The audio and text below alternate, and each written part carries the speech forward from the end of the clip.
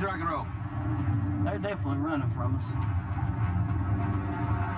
In Sullivan County, Tennessee, deputies are on the tail of a dangerous drug dealer. It's got an out-of-state license plate, possibly Texas. I'm right here with you. We're gonna go.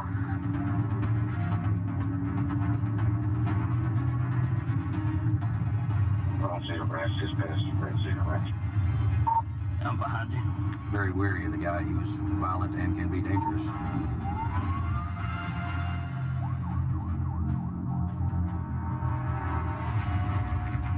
In the shadow of the Blue Ridge Mountains, Sullivan County Deputy Burt Murray and his team are on a mission. They're determined to clean up the drug trade that has ravaged the region. Murray has just received a tip on the whereabouts of a notorious, well-armed drug dealer named Les Ashmore. Now, the deputies must find him and bring him to justice. We have a guy named Les Ashmore who has a federal warrant on him. Pretty dangerous guy, especially being a drug user. You don't want them on the streets piling drugs and carrying a gun and breaking into houses. And I've been around on at least a couple of the arrests where guns were taken off of him. So we'll wait on another officer to get over here. We'll go over and see if we can get in the house to see if he's still there. The house is a well-known safe house for drug dealers, where an officer reported seeing a man who closely resembled Les Ashmore. It's owned by a local woman named Judy, the same Judy that was recently found harboring two men with outstanding warrants. Didn't you say it was just you and a girlfriend here? Well, I mean, you didn't tell us they were here. Well, I didn't know that you wanted to know everybody here. Howdy, honey. How you? How you, Judy? We're looking for Les. Les ain't here. Well, who's here? Just Nation and me and my roommate, little Brittany, and her husband. Okay, can I come and speak with him? Sure. Deputy Murray heads downstairs to the basement, along with Deputy Nathan Lane, to speak with Judy's housemaid. Sheriff's office, Brittany, open the door.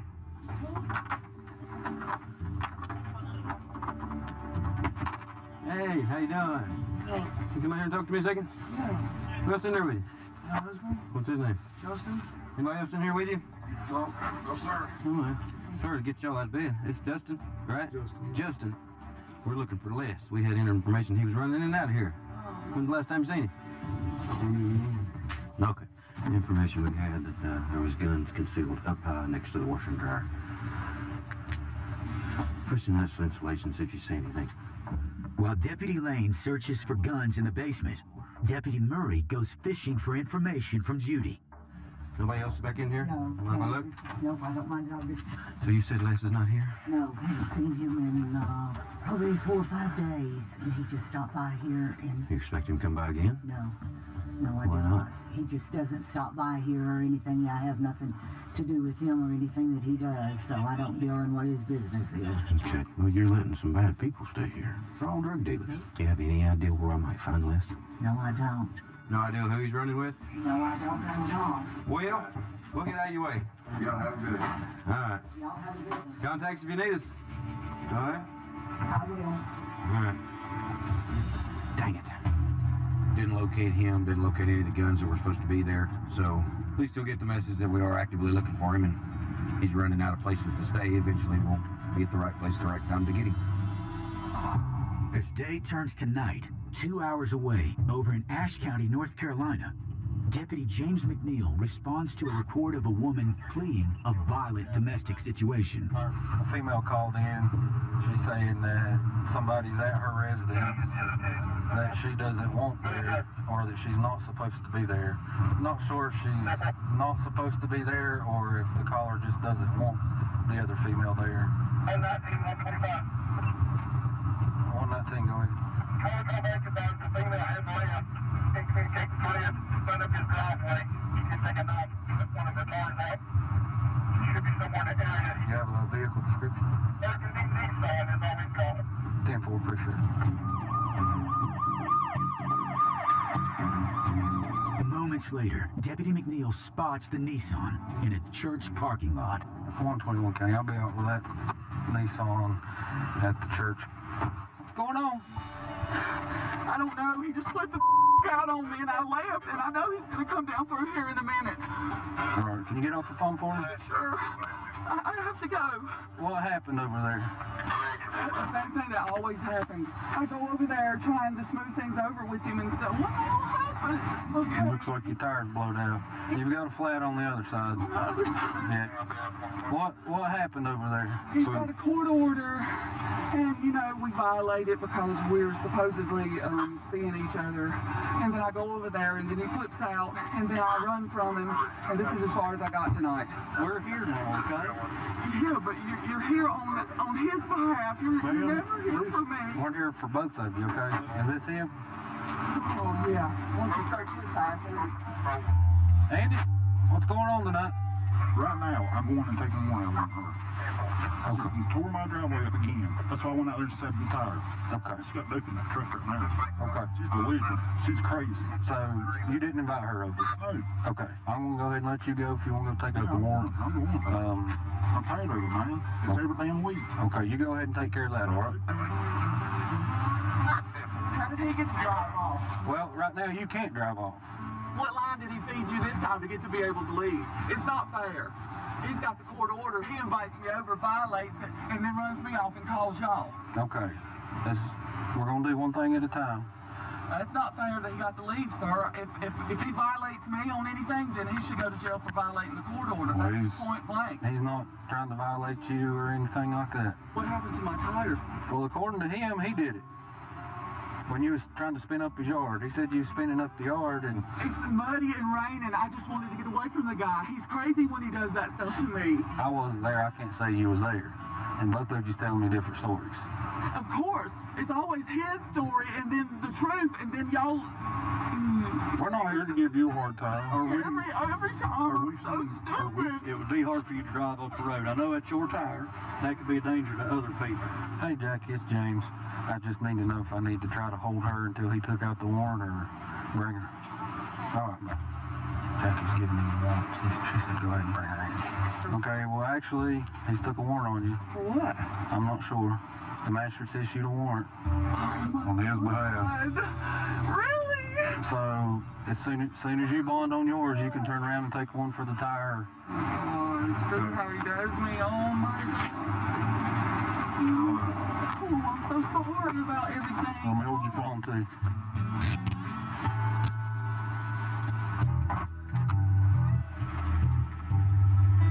Well, it sounds like you just need to stay away from him. Like the guy so bad. He does this to me. God, I swear, he's so bad. He's more bad.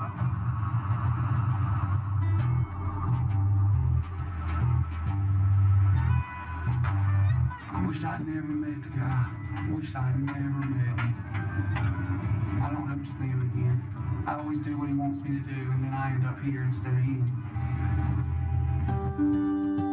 With the coming of daylight, more drama rains down upon Ashe County.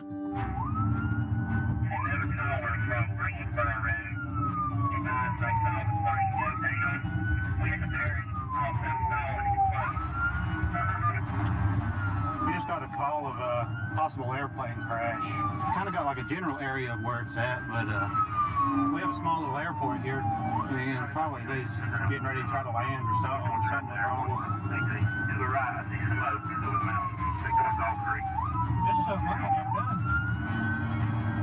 There's no telling how many people may have been injured, so time is of the essence. There's one north right here, looking back towards Dog Creek. You see a smoke, you back up in the valley right up there. He told me where Fleetwood Fire Department. They needed to be on standby at this time, reference to an aircraft crashing.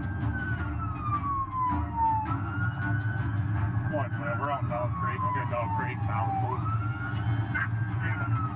I live on Dog Creek, I'm Lee. This is Phil.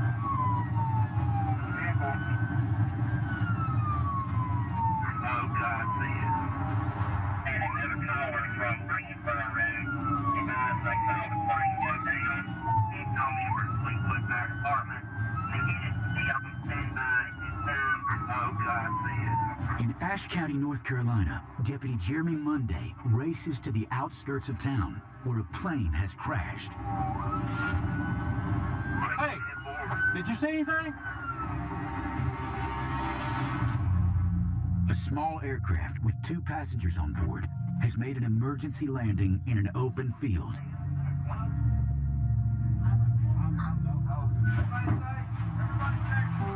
Pretty unusual for an airplane crash. Somebody heard it, seen it go down, just parachute coming out and everything. We was able to locate it. We located it. Everything's 10-4. Everything's good to go. We was coming back home to go to work and talking to my helper, their horse. I said, "There's a plane down in the pasture." He said, "Yeah, there is one." So we swung in there and saw that plane, but luckily nobody got hurt. We lost manifold pressure about 20 miles south of this field. About a 3-mile final is when we realized we weren't going to make the runway. Pulled up a little to take off a little bit of speed and pulled the shift. It took a second to start reducing the speed, and then God bless that engineering. And I'm happy. I'm about to have a baby in like a week now, so I'm very thankful we're alive, that's for sure. Steve. Disaster averted in Ashe County. Back in Sullivan County, the search for notorious fugitive Les Ashmore continues. Deputies Burke Murray and Matt Harrison set up a stakeout at another known drug house. That house right there, we've taken a lot of guns, gravel, meth. Anytime I drive by and see somebody going in or a bunch of cars there, I like to stop and just kind of watch it for a few minutes, see if anybody's coming and going. We may hit it right and they come out and we can try to get the car stopped and see what comes of it. Several minutes in, a man and a woman climb into a vehicle and drive off. Well, maybe we'll get lucky. What's the descriptors on that list, subject?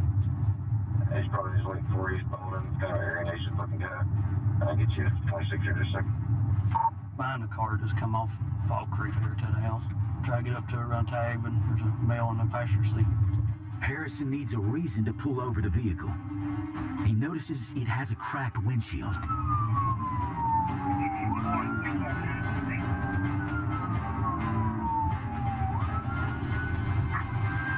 He's looking awful hard. Hello. That's fine. How we doing, sir? What's your name? Terry what? You got ID on you? Want to take a look at it? Any guns or knives in the truck? You have ID with you, ma'am? Okay. The reason I stopped you is you got a cracked windshield for one thing. Y'all just hang tight. It's Tennessee 38. Randy, she's clear. Terry, she's clear. Deputy Murray immediately recognizes Terry's name as that of a known associate of Les Ashmore. But Murray doesn't want the car's occupants to know that he's aware of the connection. See if they'll let us search it? No. No? You don't talk to him? No, I don't want him to know anything about who we know anything about who he is. Let's leave it here. Now we got him identified. I'm gonna write out a warning then. Alright, this right here is just a warning for the windshield, okay? Y'all be careful, get your windshield fixed, and you won't have no problems, okay? Y'all have a good day. Well, poop. I guess they were on their way to get something. That was one of the last known associates I wasn't aware of, but Officer Murray was. All in all, stop didn't produce anything other than that's just going to get us one step closer to actually being able to take Les into custody. Basically, that's the way you have to do it, is knock on doors and stop cars and identify people who run with that crowd, and eventually somebody will lead us to who we're looking for. Encouraged to discover Ashmore's associate in the area, Deputies Murray and Harrison returned to the drug house to set up another stakeout. Basically, we've parked down the road. We're going to wait on him to come out like we did the last one. Officer Murray and Banner, they're set up down at the other end where we were previously, and wait for the car to come out and see if we can get it stopped as well.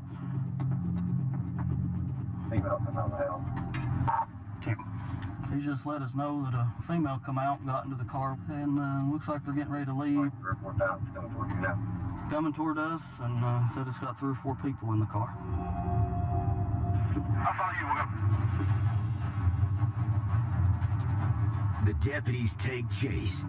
Could the vehicle be carrying the notorious drug dealer? I'll follow you, we'll go. Deputies in Sullivan County, Tennessee, are on the trail of a dangerous drug dealer named Les Ashmore.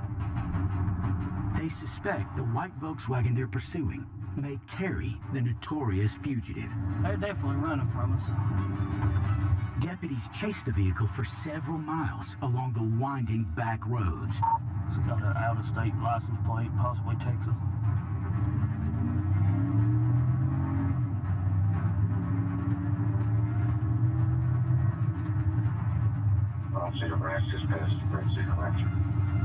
Yeah, I'm behind you. Eventually, the VW pulls over. Deputy Murray runs the tags and learns they don't match the vehicle. Murray and Deputy Banner cautiously approach. What's your name, man? The ID? Why not? Anything says your name? Standing at the front gate wearing formal. The driver is detained until he can be ID'd. What's your guy's name in the passenger seat? Honestly, I don't know. You don't know him? I just met him. Where'd you meet him at? Locked over this officer. You're not under arrest right now, buddy. You're just being detained till we figure out who y'all are and what's going on, okay? When the passenger refuses to give his name, Murray detains him as well. Nothing in there says your name. What is your name? Where you had a license that day, so they confirm where you are. I think you lied to me. Second chance to get up here and have a seat in my car. So this is your car. Nothing is not supposed to be. No guns or drugs, no marks on it. What you want here, be careful. You got a stab wound in your leg. You got a stab wound? No, I can show it to you. Well, I don't need to see it. Oh, no, yeah, it was a stab wound. I was in the house. How'd you get stabbed? I stabbed myself. You stabbed yourself? What make you want to do that? A bad trip. Bad trip? I blacked out. I don't remember. We're having a hard time figuring out who that passenger is. I understand that. If I knew who he was, I'd tell you, because I'm not trying to get in any trouble than what I've already gotten myself in. Well, right now, nobody's in trouble, but when we have somebody that we can't figure out who they are. I understand. Does the name Les mean anything to you? I don't know Les. Don't know Les? Okay. So what leads y'all to Fall Creek Road, if you don't mind me asking? I've been asleep most of the day, I'm sorry. I actually don't know where we were taking him because I was asleep when we picked him up. So you don't know him? Really? No, I just met him. Meanwhile, Deputy Murray searches for evidence of drugs and paraphernalia. That's what he's putting on the seat.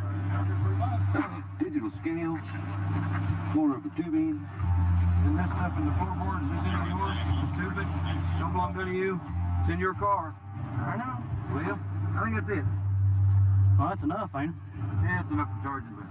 I'm thinking that passenger may have it somewhere we ain't looked. A chance find it back. Can't figure out who that guy is. There's all kinds of drug paraphernalia in the car.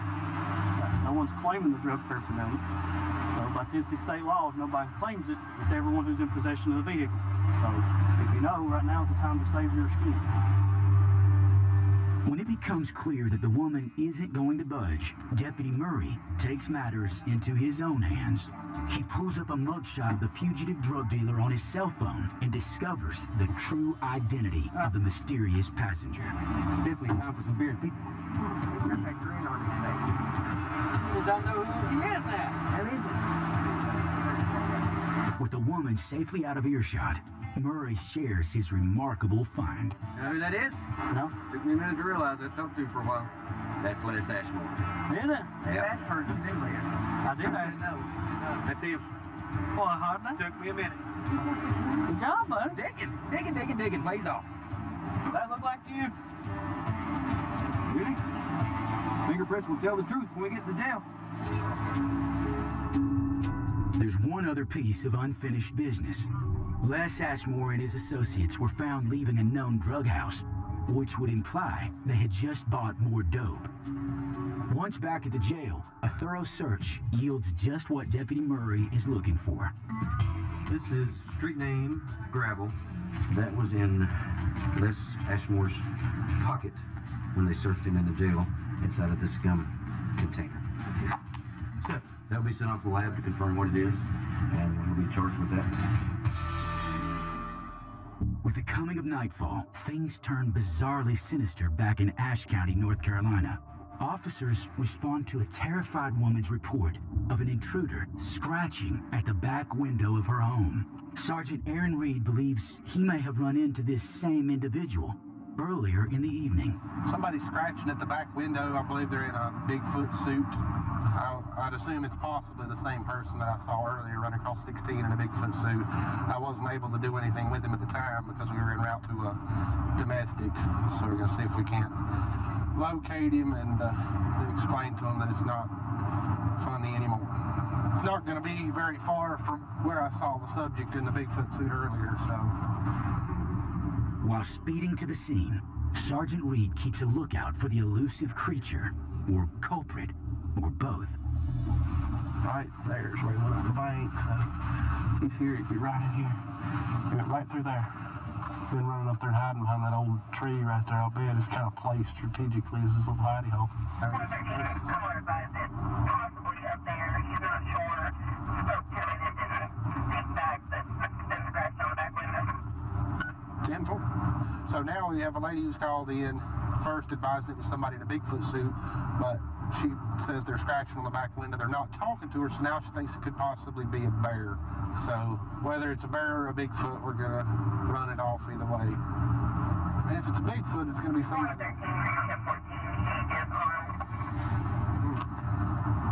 10-4. Mercy sakes, I don't know what's going on.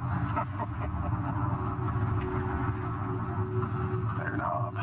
This is our road right here.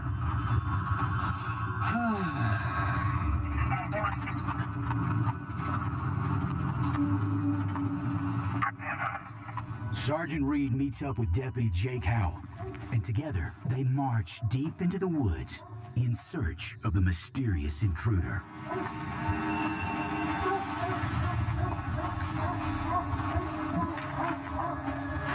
Did you hear that? It's definitely something. I can see his eye reflecting. Did you hear that? It's definitely something. I can see his eye reflecting. Sergeant Aaron Reed and Deputy Jake Howell are deep in the forest in search of a mysterious creature that's been terrorizing a local resident. It could be an intruder in a Bigfoot costume or a hungry bear. Hear him moving. See him blinking. The frightening suspect turns out to be Charlie Brown, the neighbor's rambunctious pony. See him right here at the corner. Charlie Brown, what are you doing? Come here, boy. You want an apple that bad? What are you doing? You're okay. What are you doing scaring people? The prowler's going to be this pony, so we're going to try to get him back in the fence. I don't know how he got out. That's all you wanted. You wanted a damn apple. You didn't have to beat on the windows. Care if I take an apple and lead him down there with? Yeah, go ahead. Thank you. Usually Charlie Brown comes around to the front of my door, and I just give him an apple. And today, he's clawing on the window. He's a sweet pony. I don't know why he didn't come around front. Oh, funny kinda. I don't know. Charlie Brown's funny. Thank you. Dispatch gave us this call originally as something scratched on the back of the house. They thought it might be a subject we had seen earlier run across the road in a Bigfoot suit. 9 times out of 10, it's not going to be what the original call was. It's going to be something completely different. So sometimes it's best just to get there and then find out what's going on and put it all together. So we've got the pony back in the ring and everything's under control.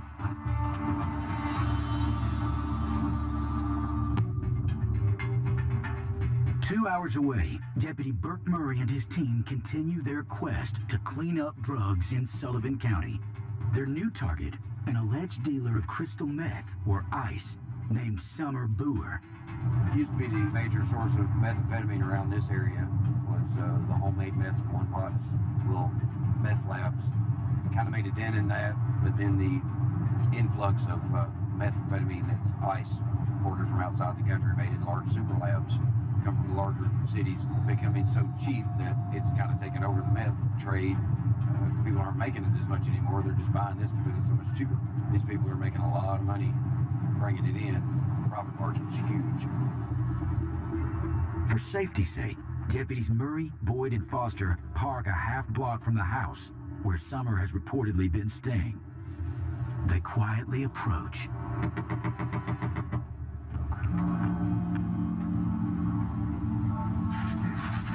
A young man answers the door. Okay, where's Summer? I know she's been staying here. No, it's just me here, man. What's your name? Brandon what? Gillen. Is this your house? Yes, sir. Live here with you by yourself? Yes, sir. Didn't your mom used to live here with you? Yeah. She's not here anymore. This address is on the warrant for some reason. Live here with you? No. Last time you and I was here, Man, there's like 16, 17 carloads of officers here. What are they looking for? I have no idea, bro. They were talking about gravel and meth and all kinds of crazy. And apparently, it was the people I was hanging out with. He's hanging out with Summer and all that. Yeah. You ain't hanging out with no more? No. Where they all hanging at? Summer, they all took off that night that everything went down. You ain't dealt with them or talked to them since? I told them to get the hell away from me. What all you got in this box? A few things. A few things. That's cough medicine. Okay. Okay. What was in that? You got 4 or 5 things to cough medicine back there. That right there is a friend of mine's. Like, that is a brand new rig, and you can tell. You still understand that's in your house, right? Yeah. All this right here, we can arrest you on right now. Oh, please don't, man. We're gonna have a mutual understanding, okay? You want to get these people out of your life, like you're saying you have, okay? And then we're willing to work with you as long as you're willing to work with us, okay? Now that the deputies have the goods on the young man, they raise the stakes and go after their true target. I'd love to find where Summer's at. Well, Summer and all of them work here. Until that raid happened. How long ago was that? About a week ago, 2 weeks ago. So where would they go? Paul's house. She's staying there. Where's Paul live? You know where that new gas station is? Out for the food city? So she's probably a good chance she's there? Yeah. So they were staying here for a while, so you've probably seen a few things. Yeah, I've seen it. Know what they're into. Yeah. Meth, yeah. They're into hard, good meth. Ice meth. Yeah, ice, crystal. Mm-hmm. So what'd you hear and see? Their stuff was coming from Atlanta, Georgia. They're making trips to getting it? Getting it delivered or what? Making trips. When they bring it back, where's it go? Do they Like the hubs and stuff. bring it go somewhere? Here with it. They go somewhere and rebag it up or what? Yeah, they would, they used to go to Paul's house. We don't have to be able to trust what you're telling us is true, okay? It is. And if we can go and get this intel, and it leads to somewhere, we'll work it out with you, okay? Keep your ears open. I will. You real what it'll lead to. Thank you, man. See you, bud. That was a little too easy. He was a little too cooperative to get woke up in the middle of the night, you know? Either knows more or has more. We'll wait and see if any of the information he talked about panned out. Sometimes they lie to us, sometimes they don't. Most of the people that are selling meth are meth users also. They will sell meth to make money to do meth. And they'll do anything for their next hit. Deputy Murray and his team descend upon the house, where Brandon said Summer and another alleged dealer are staying. Sheriff's office! To make sure they don't get away, the officers surround the house before launching a frontal assault. If you got this back door, we'll go back around front with you. The lights are on inside. Lights are on downstairs. The motorcycle sitting in there. Where Summer's at? Paul's house. She's staying there. In Sullivan County, Tennessee, Deputy Burke Murray and his team continue searching for alleged drug dealer Summer Boer. They've received a tip that she and another alleged dealer are living together, selling large quantities of crystal meth or ice.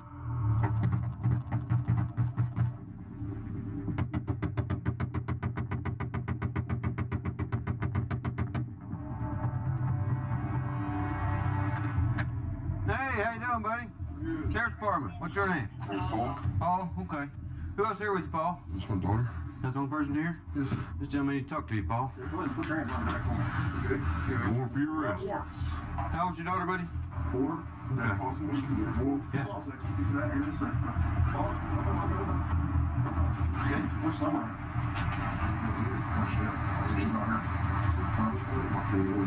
Don't lie to me. I know she's been staying here. What else inside this house, right? I'm not gonna open no doors and find any surprises. Yeah, we're gonna find all kinds of surprises. They're gonna lie to us.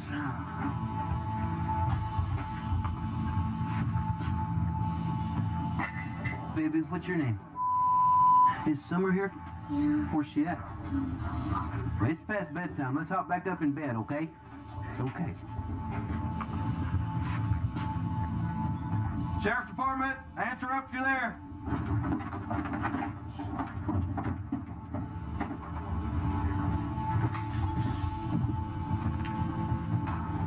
I think we're good down here. Come on out. Finally, the deputies hit pay dirt. I'm sorry, I swear. Who are you? April ID's in here, we checked it. All right, hold on just a second. All right. You do realize that's extra charge, right? What's your real name? Summer? All right. They discover Summer Boer hiding in a bedroom closet. What's your bullets for? Where's your gun at? You got the bullets but no gun? Most people don't have bullets without a gun. I don't own a gun, I'm allowed to. I'm in a closet in there with the little girl. You know how stupid that is? Any idea? Before hauling Summer and the other alleged dealer off to jail, Deputy Murray arranges for someone to come watch the young child. Paul's parents, they need to come get his daughter. Paul, is there anything else in this house not supposed to be? There's a big bong sitting in the closet in there.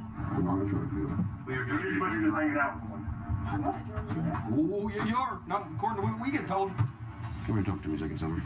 How old are you? 21. You're in a deep world of poop. You understand? You've been dealing a whole lot of dope. Yes, you have. No, I haven't. Do you think we're here just by chance? Because a whole lot of people cannot keep their mouths shut. You know how that goes? I'm not asking admissions or guilt. I'm just wanting you to put in the right mindset of what's coming down the pike. Okay? You know what you've been doing. You know where you've been going, and you know what you've been bringing back. You know what's been getting slung around Bristol. Okay? You're knee deep in it. Right? And you're too young to spend federal time in prison. So, what I'm going to tell you is that it's a good chance that some good narcotics officers would really want to talk to you. It would probably benefit you a lot. It's your decision. You're the first one I'm talking to in this. You've got the best opportunity. The first one to the trough gets the best meat. Okay? While Summer Boer decides her next course of action, over in Ashe County, North Carolina, Sergeant Aaron Reed must take action of his own. Right now we're going to check on a male subject. His wife apparently is at Watauga Medical Center, and she's there going through the commitment process. I don't know what her issues are that she's being committed, but someone there has spoken with him at the residence here in Ashe County and wants us to do a welfare check on him because he's told them allegedly that he was going to kill himself. You have to be cautious about that anytime that there's somebody that's supposed to be suicidal, just that they can be unpredictable. They could do things that would not be normal for them. Along with Deputy Jake Howell, Sergeant Reed scopes out the house of local resident Kyle Holt. See, lights on you. Did you hear anybody?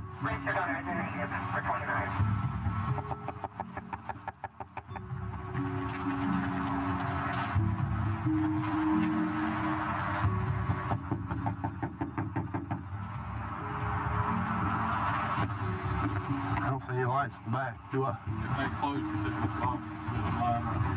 I don't see anybody in forward.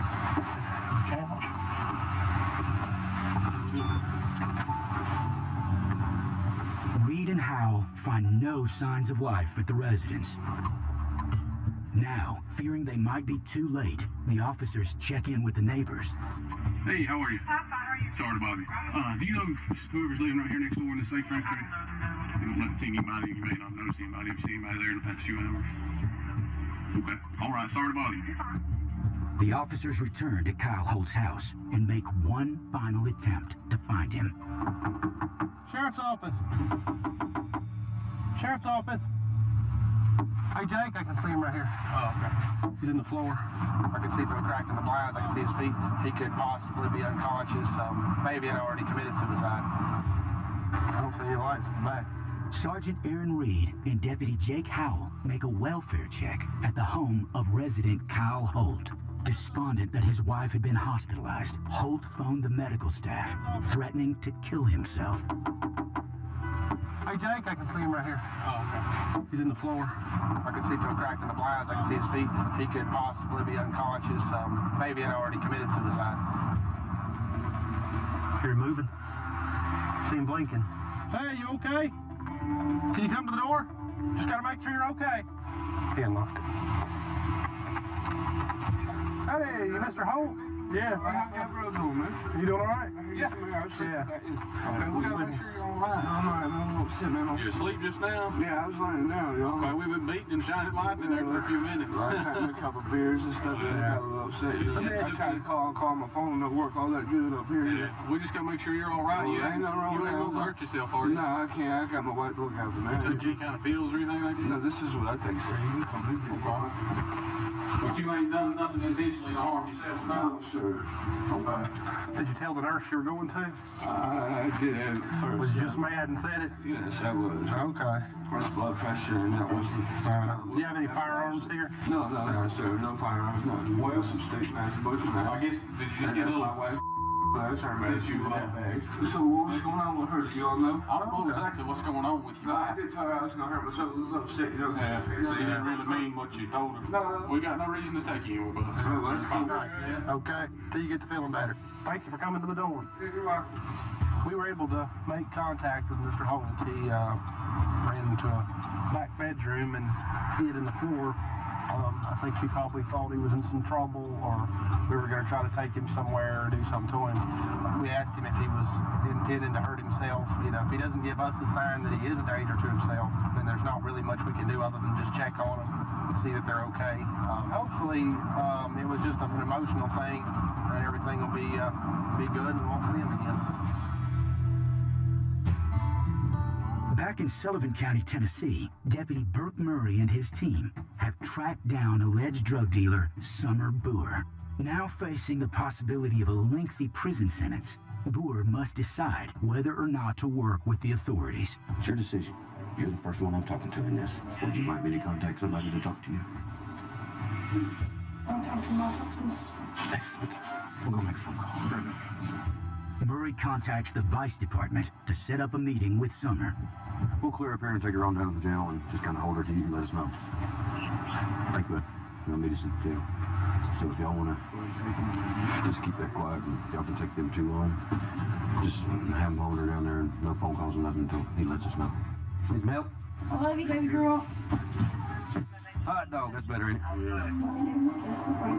Sure. Oh. Well, that's going to be kind of hard here. I'll hold yours. I was going to say it's hard to do with cigarettes in your mouth. All right, you each got bonds. It won't be a day or two. Don't act like it's lifetime. I love you.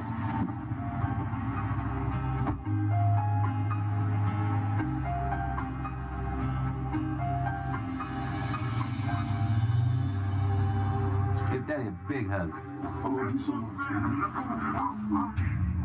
While waiting for the child's grandparents to arrive, Deputy Boyd investigates a suspicious-looking spray-painted car in the backyard. Check it in for me.